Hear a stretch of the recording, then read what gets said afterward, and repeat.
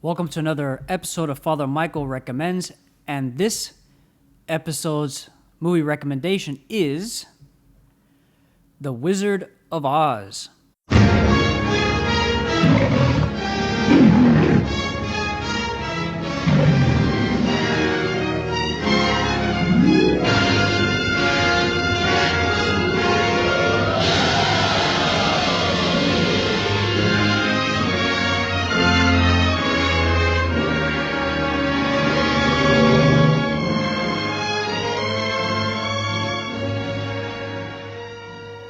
Now, The Wizard of Oz, the movie, which is from 1939 and is considered a timeless classic. In fact, it's one of the most viewed movies in history. Going back to 1939, I'm sure most of you have seen it, your parents have seen it, and even your grandparents have seen it.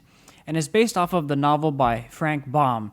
And the novel differs a bit from the movie.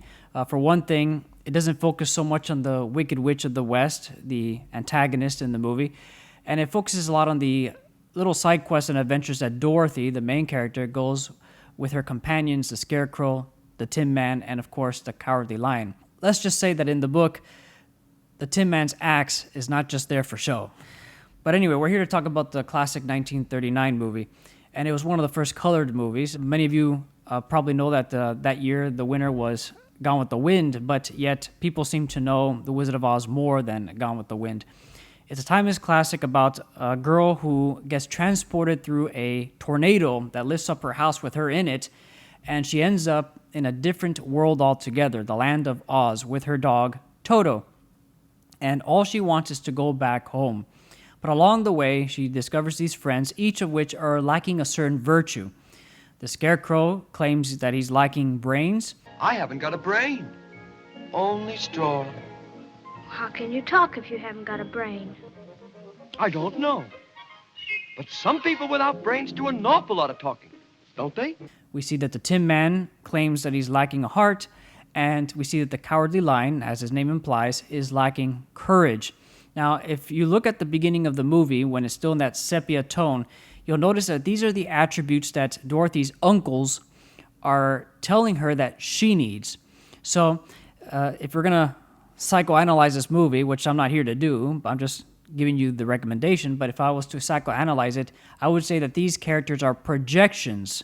The Tin Man, Scarecrow, and the Lion are projections of the anxieties or the shortcomings that Dorothy has.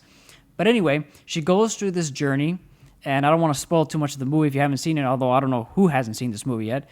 But basically, it's a journey of discovering for herself those things that she had all along. And at the end of the movie, we have that famous line that everybody knows. There's no place like home. In fact, all the things that she lacked, she already had at home. But it was through the process of the journey where she discovers those things within her. So I highly recommend it. Like I said, I can't stress enough, it's a classic. There's no CGI, there's none of those crazy special effects of today, but you know what?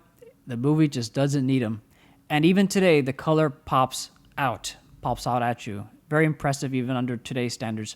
So I hope you enjoyed this movie, and it's one to gather around with your family with. God bless.